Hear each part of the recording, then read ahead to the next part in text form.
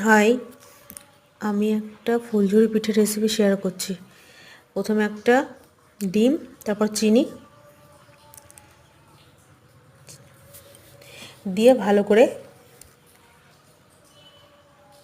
একটা পেস্ট তৈরি করে নিতে হবে, ফেটিয়ে নিতে হবে, ভালো করে ফেটিয়ে নিতে হবে।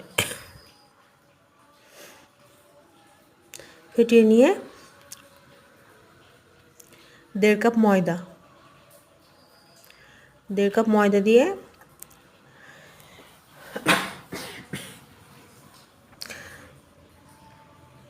আবার মেখে নিতে হবে। তারপর 1 কাপ চালের গুঁড়ো দিয়ে মেখে নেব।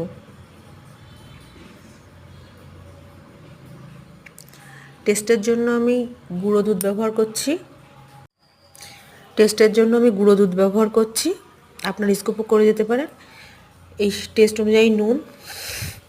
এই যে পেস্টটা দেখুন কত স্মুথ হয়েছে। এই কড়াইতে আমি তেল গরম করতে দিয়েছি এবং ছাঁচও গরম করতে দিয়েছি। এবার ছাঁচটা তুলে এভাবে হালকা ডুবিয়ে এই তেলের ভেতরে দিতে হবে। হালকা নাড়া দিলেই পিঠেটা খুলে যাবে, ছাঁচ থেকে আপনা আপনি আলগা হয়ে যাবে।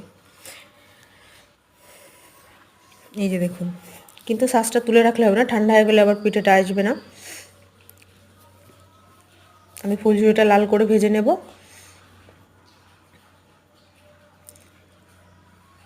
এবার তুলে নেব।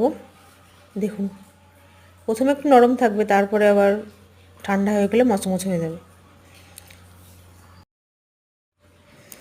মচমচে ওই দেখুন, আর একটা দিচ্ছি।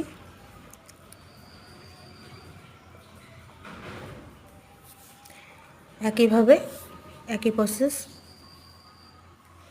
এই যে সসটা কিন্তু তেলে ডুবিয়ে রাখতে হবে। এই তুলে নিলাম।